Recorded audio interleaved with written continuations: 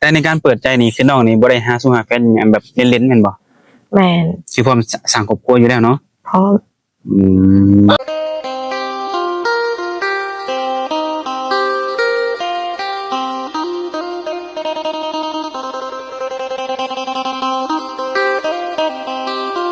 โอ้ยสบายดีสบายดีสบายดีเนาะทางผู้สาวโสดทุกคนมื้อนี้ก็ได้ก็เป็นผู้จบผู้งามนั่นแหละเนาะโดยก็เลยก็ขออนุญาตถามมีชื่อจังไดเนาะชื่อนิ่มบ้านแช่เพชรอายุ22 ปีโอ้อายุสัก2 ปีเนาะแม่นอืมน้องนี่อายุสัก2 ปีที่ผ่านมาจังไดเคยผ่านการแต่งงานมาแล้วบ่บ่เคยบ่เคยเนาะและเคยมีแฟนบ่แฟนเคยมีอยู่อืแต่ว่าปัจจุบันจังไดยังปัจจุบันนี้โสดโสดแล้วแม่นโอ้แล้วอยู่เป็นโสดมาโดนปานใดล่ะ5-6 เดือนแล้วจ้ะ6 เดือนที่ผ่านมาน่ะเคยล้มจังไดคนแถวเมืองบ้านเมืองครับเองนี่บ่แม่นล่มแต่คนลาวบ้านเมืองเขาเองโดยล้มที่ผ่านมาเป็นคนมีอายุหลายกว่าบ่หรือว่าอายุสำคัญมักคนอายุหลายกว่าอืมมักอายุหลายปานใดประมาณ26-27ขึ้นไปแม่นบ่แม่นแบบขึ้นไปได้เรื่อยๆบ่ขึ้นไปได้ประมาณ40-50ประมาณ4-50เนาะแม่นโอ้โดยเป็นจังไดคือว่ามักคนอายุหลายกว่าเฮาเขามักนิสัยผู้ใหญ่แน่แล้วก็เอาใจเก่งคนแบบเอาใจเก่งโอ้ถ้ามาเอาใจเก่งมันก็มีหลายรูปแบบหลายทางเนาะสำหรับน้องนิ่มนี่มักเอาใจเก่งทางด้านใดเอาแบบตามใจเราสิอย่างแบบเขาอยากกินหยังอยากเฮ็ดหยังโอ้ให้เรื่องทางด้านนี้เนาะนมแปรที่มักเอาใจสาวๆเนาะโดยที่ผ่านมาเนี่ยได้เคยแบบถ่ายคลิปว่าเปิดฮะได้หาครูมีอยู่บ่บ่เคยครั้งแรกนี่ครั้งแรกเนาะเป็นจังไดมีผู้แนะนำให้บ่หรือว่าอยากออกมาเปิดเองอยากออกมาเปิดเองโดยและมาเปิดใจในมือนี้เนาะอายุแค่2 ปีถ้าว่ามีคนมักหักอีหลีมีก็พร้อมที่จะสละโสดเพิ่นบ่กันมีคนมักหักอะไรก็พร้อมที่จะสละโสดเลยคือน้องเป็นหัวจบผู้งามเนาะอยากรู้ว่าสเปคน้องมักหนุ่มแบบใดมักสเปคโดยคนสูงบ่ตุ้ยบ่จอยเข้มหน้าตาแบบใดก็ได้อะไรก็ได้บ่แม่นทรงโจรก็ได้แบบธรรมดาบ่หล่อก็ได้แบบว่าเบิ่งแล้วแบบว่าต่อภาษาบ้านนอกก็งามในหูงามในตาเนาะแม่นแบบถึงในตาเฮาซะโดยอันนี้คือสเปคเนาะทุกคนเนาะที่วางมาไว้แต่เรื่องนิสัยหรือว่าบุคลิกในการแต่งตัวแต่งกายของเพิ่นนี่จ้ะเรื่องแต่งตัวก็แล้วแต่เราเลยแบบเฮาได้ก็ได้อยากจะเรามักแล้วแต่เราถนัดเนาะบุคลิกนิสัยใจคอก็นิสัยดีแหละรวมก็คือว่าคนนิสัยดีเนาะแม่นสุดน้ำนิสัยดีแหละเนาะอันใดกะโดยแต่ว่าน้องแบบว่ามักคนที่มีอายุหลายกว่าถ้าว่าในกรณีคนที่มีอายุนั่นอย่างเช่นแบบสัก40เนาะยกตัวอย่างมาเนาะแต่ว่าเพิ่นอาจจะเคยผ่านการแต่งงานมาแล้วเนี่ยจ้ะผ่านการแต่งงานมาแล้วก็ขอให้โสดแล้วก็จึงเข้ามาร่วมได้ตัวมีลูกมานำมีได้บ่มีลูกมานำค่ะได้อยู่ถือว่าหับได้เนาะแต่ว่าโสดลูกติดก็ตามเนาะแต่ว่าจะโสดเมียติดมาแล้วพอเนาะแม่นโดยถ้าว่ามีคนเข้ามาร่วมแล้วเนาะแบบน้องก็มักเพิ่นก็มักน้องนี่สิเบิ่งกันดนบ่จังสิสละโสดนำกันเฮาก็เว้าบ่ได้ก็แล้วแต่เรานำถ้าเราจริงใจก็พร้อมที่จะสละโสดขึ้นอยู่กับคน2 คนตกลงกันเนาะ บ่ว่าสิเป็นแบบว่าทางฝ่ายชายบางทีฝ่ายชายพร้อมฝ่ายหญิงอาจจะยังบ่พร้อมก็มีเนาะแต่ว่าฝ่ายหญิงพร้อมหรือว่าฝ่ายชายก็ยังบ่พร้อมเนี่ยอาจเป็นไปได้ตัวนี้ แม่น อืมโดยก็ถือว่าในการเปิดใจนี่ก็ถ้าว่ามีคนหักมีคนจริงใจก็พร้อมที่จะสละโสดนำเนาะแล้วต้องเลือกอยู่บ่ว่าเพิ่นต้องเป็นหนุ่มไทยหนุ่มลาวนี่นะ อ่า ไทยก็ได้ลาวก็ได้บ่เลือก ถือว่าทั้งสองฝั่งนี่ก็ถือว่าได้เนาะถ้าในกรณีแบบว่าทั้งสองฝั่งนี่แต่ว่าเพิ่นเฮ็ดงานอยู่ทางไกลหรือว่าต่างประเทศเนาะก็สิลงนำได้บ่ อ่าขันอยู่ใกล้กับลมนั้นได้ ลงนำได้แม่นบ่อืมถือว่าในการหาคู่เนาะเรื่องสละโสดถ้าว่าบ่ได้มื้อหนึงได้สละโสดแล้วไปอยู่นำสามีได้บ่นี่ อ่า ไปอยู่นำก็ได้ ได้แม่นบ่อยู่ไกลก็ได้ อยู่ใกล้ก็ได้ อืมอยากถามแบบใจหมักส่วนตัวนะระหว่างไปอยู่นำสามีหรือสามีมาอยู่นำเฮานี่อยากเจอตัวอะไรกว่าเนี่ย อ่าก็ในใจก็อยากให้มาอยู่เพื่อนตัวเอง อืม แต่ว่าอยู่นำแม่ก็อยู่ผู้เดียว มีอ้ายมีน้องบ่ซะ ไอ้น้องมี มีกันจักคนนำมัน มีหาคนเขาเป็นลูกหลาน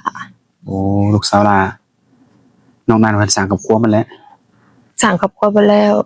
ผู้หนึ่งก็อยู่เวียงก็อยู่ไทย ก็อยู่ต่างเมือง โอ้ กับ ก็ ผู้ห ถื นึ่ อง ว่า ก็เอาเมียอยู่เพื่อน อืมคือว่าได้สร้างครอบครัวบาง แม่น ส่วนก็แยกย้ายกันไปเนาะ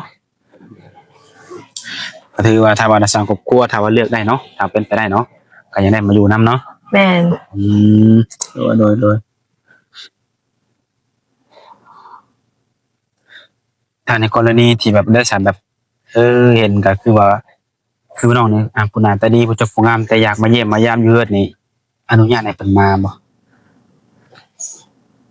อนุญาตให้มา ต้องรู้จักกันดนบ่จังใส่เพิ่นมาได้ ก็บ่ดนประมาณอาทิตย์หนึ่ง2อาทิตย์เป็นเดือนก็ได้ แต่ว่าศึกษาแบบพอได้ฮู้กันเนาะจังว่าจะมาหาได้เนาะ โดย และสำหรับน้องนี่แล้วซะปัจจุบันนี่ใช้ได้เฮ็ดงานหยังอยู่บ่ ปัจจุบันนี้ยังบ่ทันได้เฮ็ดเวียกมีแต่ขายเลข โอ้ เพราะว่าฮักก็ออกแต่เวียกเก่ายูนิคอร์น อืมเฮ็ดงานอยู่ในคอนดนปานใด 2 ปี โอ้ออกมานี่ดนแล้วบ่นี่ ประมาณเดือนปลายแล้ว เป็นอะไรคือว่าต้องออกจากงาน พอบ่สบายเลยออกมาดูแลเพิ่นแต่ตอนนี้เพิ่น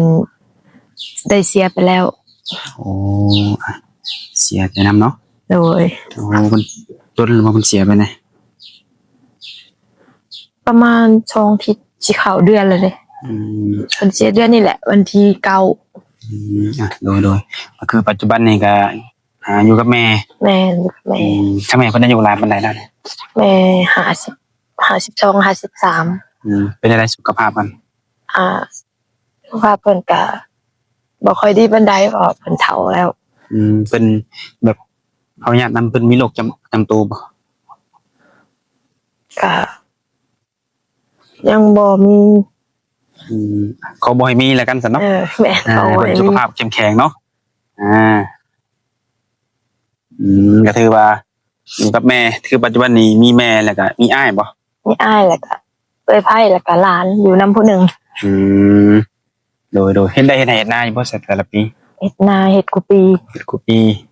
เฮ็ดได้ข้าวน้ำสัมปลากุมอยู่กุมกินบ่ กุ้มอยู่กุ้มกิน แต่สิ่งที่ขาดเขินในตอนนี้จะมีบ่ซะ ขาดเคินแป้น ขาดแต่เนื้อคู่อย่างเดียวเนาะ สิ่งที่ขาดคือเนื้อคู่อย่างเดียวตอนนี้โดยถือว่าอย่างอื่นนี่ก็ถือว่าพอได้พอมีเนาะ โดย เรื่องในเฮ็ดนาจังได๋อ้ายว่าเป็นผู้นำพาเฮ็ด เฮ็ดให้นาอ้ายเป็นผู้เฮ็ดเป็นผู้นำพาเฮ็ด โอ้ต้องได้ดำเองไถเองหรือว่ามีส่วนจ้างนำบ่ ดำเองไทยเอง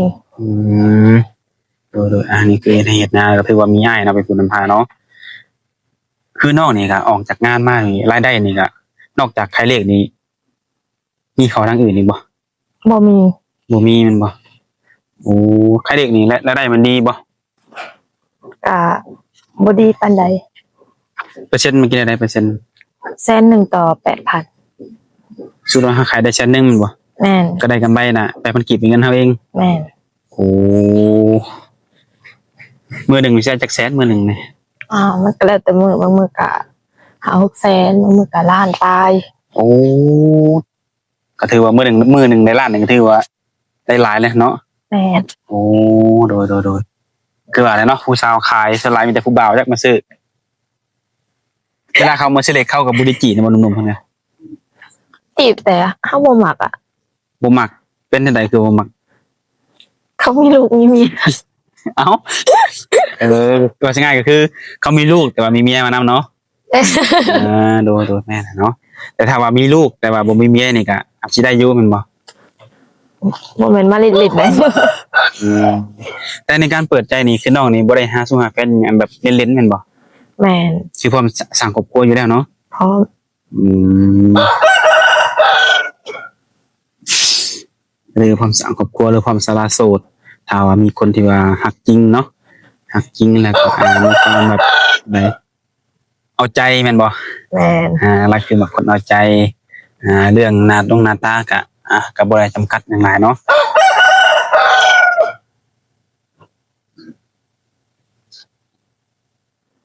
ถือว่ามาข้างนอกนี่ก็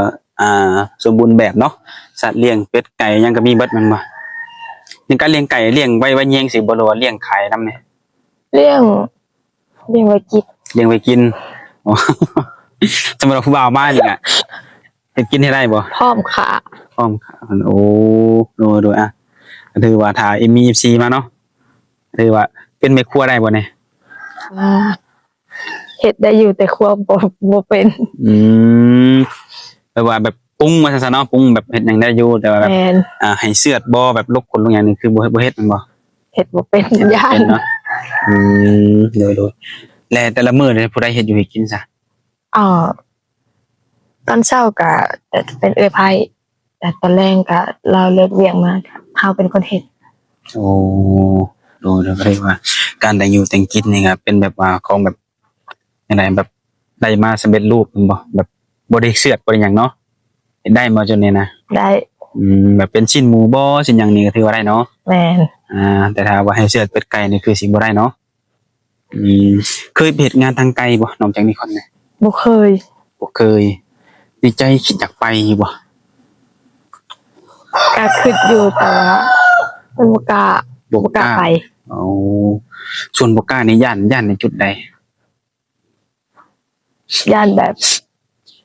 ย่านเข้าตัวย่านเข้าตัวไปขาย โอ้ เบิ่งข่าวหลาย เบิ่งข่าวหลายแล้วย่านได้แน่ แม่น แบบบ่เคยไปจักเทื่อก็เลยย่านเนาะ แม่น มีความรู้สึกย่านแม่นทุกคนบางคนแบบบ่เคยออกไปแบบนอกเมืองก็มีเนาะแต่ว่าสำหรับน้องเคยไปบ่นอกเมืองเขานะ คันใกล้สุดก็มีแต่อยู่สวรรค์ อ๋อ เฮ็ดเวียกอยู่โรงงาน โดยแต่ว่าการฟังคำอย่างนี้คือยังบ่เคยไปจักเทื่อ บ่เคย ถ้าเกิดบ่ได้มันได้ครูเป็นคนไทยได้ซะ คันได้ครูเป็นคนไทยก็คันเราอยู่พุ่นก็พร้อมที่จะไปหาเราได้ จะไปหาได้แม่นบ่ถ้าว่าเป็นครูเป็นสู้เป็นแฟนเนาะต้องให้เพิ่นมาหาเฮาก่อนบ่ คันเป็นไปได้ก็อยากให้เพิ่นมาก่อนแล้วจึงไปหาเพิ่น โดยก็ถือว่าให้ฝ่ายชายมาหาฝ่ายหญิงก่อนเนาะมาเบิ่งภายในครอบครัวเป็นไดแล้วก็มาให้พ่อให้แม่นี่ฮู้เห็นนํเนาะให้น้องฮู้นํซั่นซะเพื่อยังเพื่อความปลอดภัยเวลาเฮาไปเที่ยวบ้านเพิ่นเนาะโดยก็ถือว่าแบบว่าเรื่องกลับไปกันมานี่ก็ตามเหตุตามผลเนาะถ้าว่าได้เป็นสู้แฟนกันก็สามารถไปได้ โดย โดยในกรณีคือในเรื่องขายเลขเนาะขายทุกมื้อบ่ ขายทุกมื้อจนฮอดแต่วันจันทร์จนฮอดวันศุกร์ เลขลาว วัน มัน อา บ่ ทิตย์แหละบ่ได้ขาย ขายเฉพาะเลขลาว แม่น ขายเลขเนี่ยก็สิมีเวลาลงผู้บ่าวอยู่บ่ มีอยู่คันว่างก็ตอบได้ เนี่ยว่าขายเลขอยู่ว่าลูกค้ามาแบบต่อเนื่องนี่คือสิลงบ่ได้แม่นบ่ แม่นมันจะเป็นช่วงเลขสิปิดและลูกค้ามักซื้อตอนนั้นก็บ่สะดวก ปานใด ดู แต่กลางเว้นแบบนี้แหละสะดวกอยู่ โอ้แสดงว่าออกขายเลขช่วงจังโมงเลย ประมาณ4 โมง กี่โม โม ง งแรงจนฮอด8 โมงแรง ขายในอะไรแบบขายไปนั่งนำทางบ่หรือว่าขายในใด อ่าขายหนังนำทาง แบบว่าแบบลูกค้าทางบ้านอื่นขายไปแกมาเป็นแวะซื้อได้เนาะ แมน อืโดยถ้าเกิดว่าหนุ่มๆอยู่ฝั่งไทยเพิ่นอยากอุดหนุนซื้อซอยนี้ได้บ่ คันอยากอุดหนุนซื้อใส่กะได้ โอ้โอนจ่ายได้เนาะแต่มันถือได้ซะ คันบ่ถึกกะโอนกลับ โอนฝากไว้ให้เราเมาเนาะ ให้เรามาเอาอยู่เฮือนเลย ต้องให้เราเอาอยู่เฮือนเนาะ แม่น โดยทุกคนนี่ก็คือเป็นสาวโสดทุกคนเนาะที่เพิ่นนี่ก็ยังบ่ทันเคยผ่านการแต่งงานเนาะก็อยู่เป็นโสดมานี่ก็5เดือนแล้ววันนี้ก็เปิดใจเป็นมื้อแรกเพิ่นก็อยากได้สู้ได้แฟนถ้าว่าลงกันไปแล้วแบบว่าเป็นเรื่องเป็นราวเนาะก็สามารถพร้อมสร้างครอบครัวไปนำกันเนาะเพราะว่าสิเป็นพ่อห้างพ่อหมายเพิ่นก็สามารถร่วมนำได้เนาะทุกคนก็ที่เหลือก็เหลือแต่ว่าหนุ่มๆเนาะเพิ่นสิเข้ามาในรูปแบบใดสิจริงจังบ่หรือว่าลมเล่นๆบ่นี่ก็เฮาก็ยังบ่ฮู้ตัวนี้เนาะ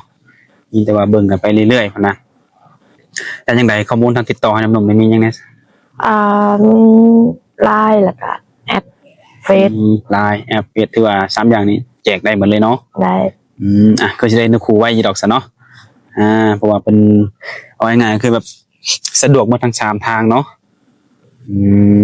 โดยทุกคนเนาะก็ถือว่า